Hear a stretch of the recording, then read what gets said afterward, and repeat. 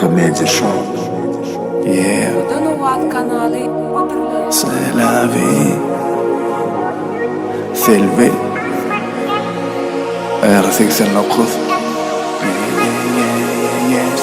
Fikirler dağınık. Sözlenirüm semlemçi. Göz yaşı ağrılıpsın. Gel oturdum ala ağdacık. Biz sevgide olup ömrü tümlüge bağladık. Kıyını gelir bize ayrılık. Gidipler mi kalp senden ayrılık. Ne sebepten geldi bu ne bellilik ne şeylilik bilen nire var ya bu yollar.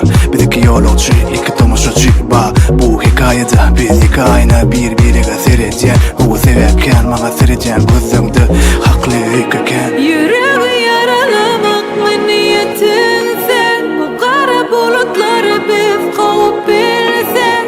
Ömrümde, yüreğimde güneş doğar yine yine. Ananıray, sen sevdiğine ananayım soramay.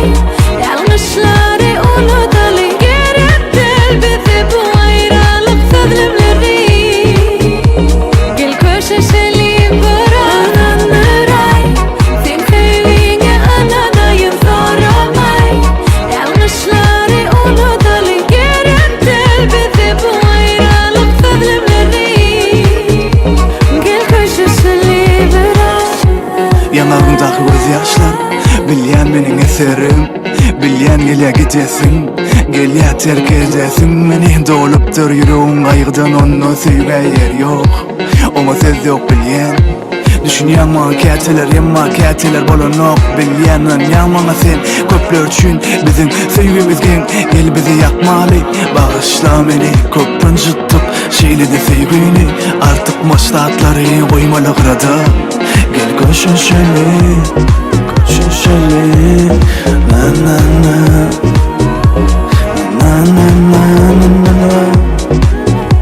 Ben köşeşeli, gel köşeşeli, gel köşeşeli. Yüreği yaralamak mı niyetin sen? Bu kara bulutları biz kovup bilsen. Ömrümde, yüreğimde güneş doğar yine yine. Ananıray, sen sevdiğine ananayım soramay. Yanlışları unutalım gerek değil bize bu ayrılık sözlemleri. Gel köşeşelim bırak. Ananıray, sen sevdiğine ananayım soramay.